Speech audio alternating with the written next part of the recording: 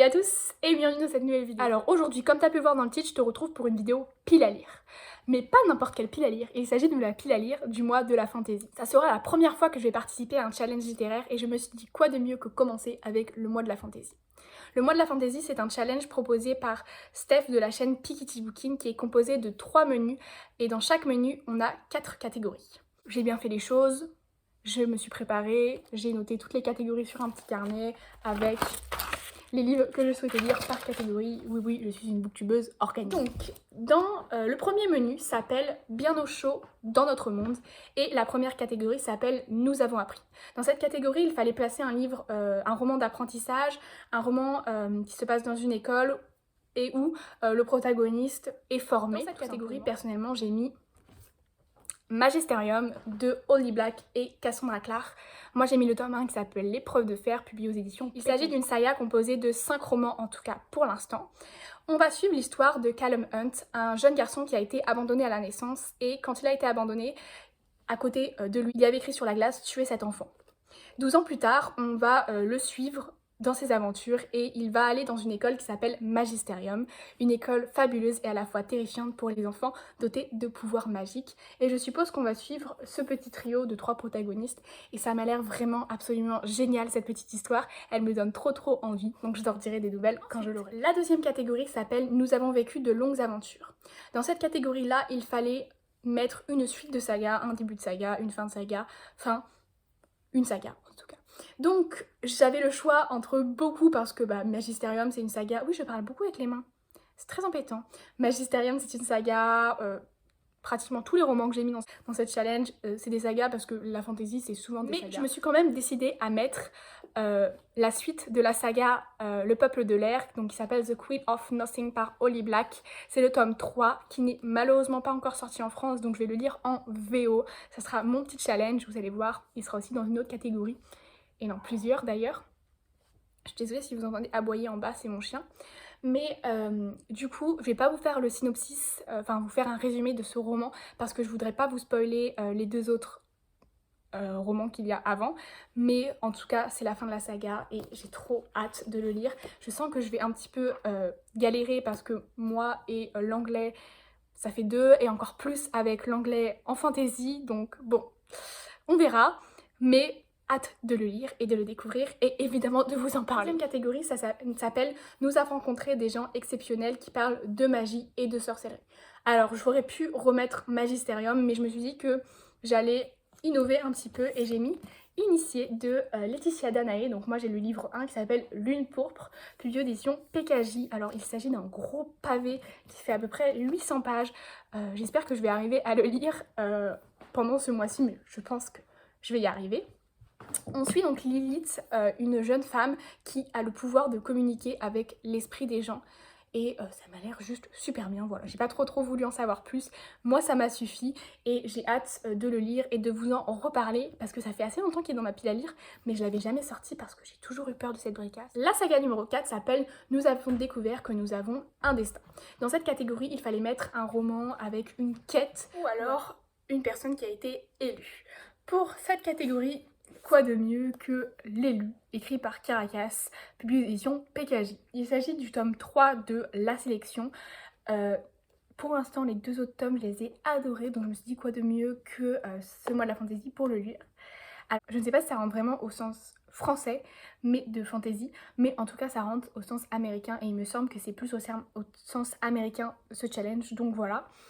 Tout simplement en fait c'est dans le titre L'élu, donc voilà. J'ai hâte de le lire d'ailleurs parce qu'il m'a l'air juste génial ce 3e tome. Je sais que j'ai pas mal de gens dans mon entourage qui l'ont pas aimé, parce que j'ai 2 copines qui l'ont lu et qui l'ont pas aimé, mais moi j'ai adoré. Enfin je parle pas du 3e tome mais je parle de la sélection en général.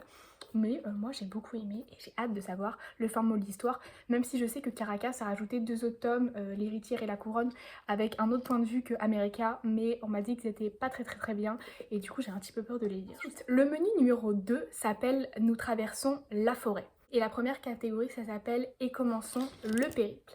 Alors là j'ai un peu triché J'ai mis Umber Queen de Laura Sebastian, donc qui est le tome 3 de la saga Ash Princess, publié aux éditions Albin Michel dans leur collection Wiz.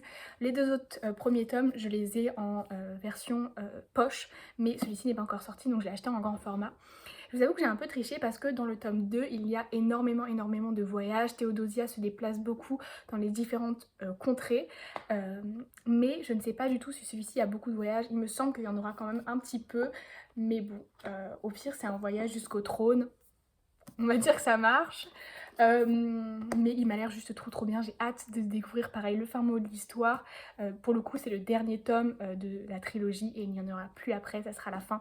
Et en plus, j'ai hâte de savoir la fin de ce petit triangle amoureux, si vous voyez ce que je veux dire, si vous avez lu Ash Princess. La catégorie numéro 2 s'appelle À la recherche des autres. Donc on parle de petits peuples. Et moi, dans cette catégorie, j'ai remis The Queen of Nothing parce qu'il y a un univers fae et du coup fae c'est des petites personnes, donc je me suis dit que ça rentrerait dans cette catégorie.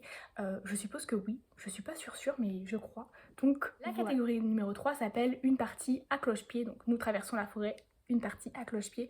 Il s'agit d'un petit challenge que vous devez vous lancer, un gros pavé que vous n'aimez pas lire ou alors un livre en anglais. Et donc moi j'ai choisi un livre en anglais, donc The Queen of Nothing, car je lis jamais de fantasy en anglais et je me suis dit que ça serait l'occasion.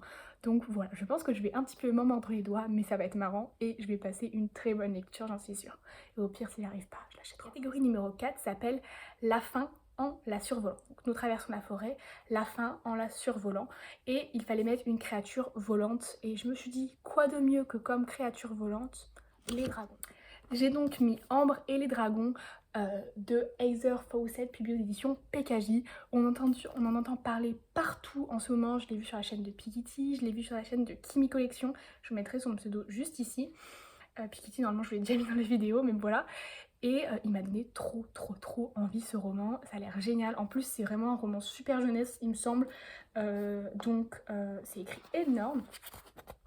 Donc ça va être super rapide à lire et ça me donne vraiment très envie. Si je n'ai pas l'histoire de Ambre, une jeune dragonne de feu qui est pourchassée à Londres car elle est une dragonne de feu justement. Et son papa qui est magicien, va décider de la grimer en humain.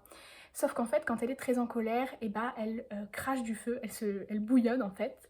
Pour éviter cela, elle va être envoyée en Alaska, il me semble, en Antarctique, pardon. Et en fait, en Antarctique, il y a une grande chasse pour tuer les dragons de glace et Ambre ne va pas laisser faire ça et elle va se battre avec les dragons de glace.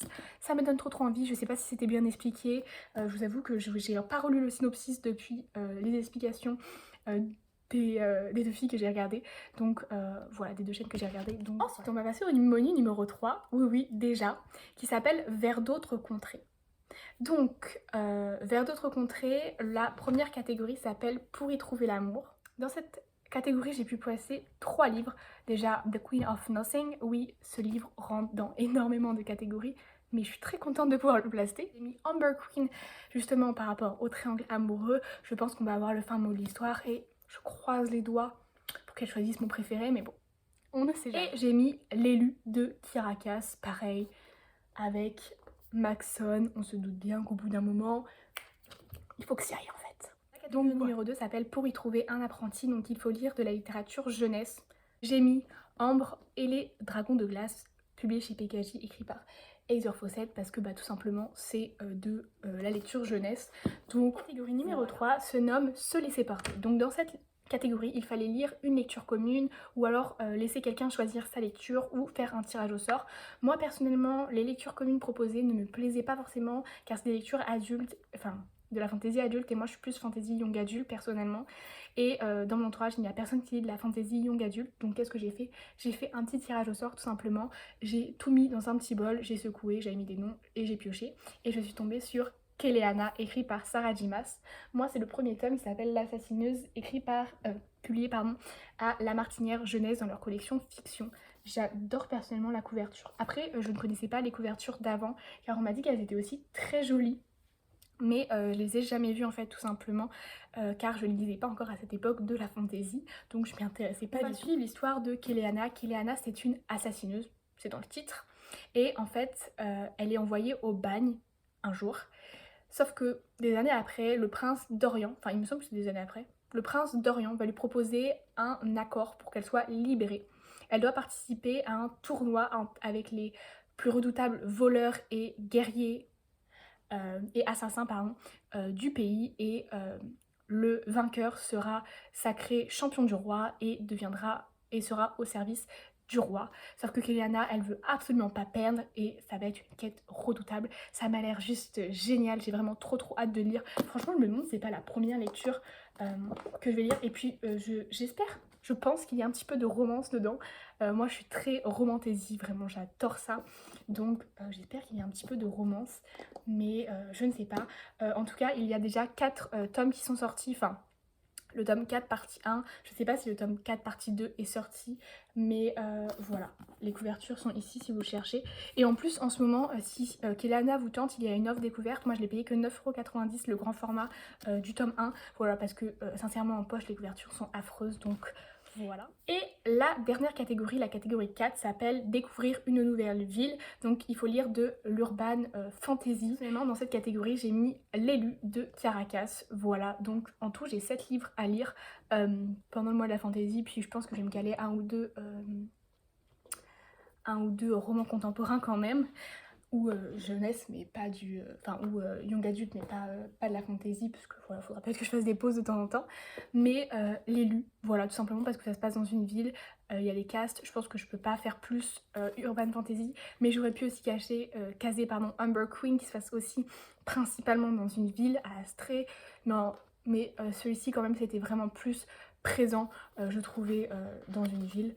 Donc voilà, j'espère que cette vidéo pile à lire vous aura plu et qu'elle vous aura peut-être donné des idées inspirées pour la vôtre.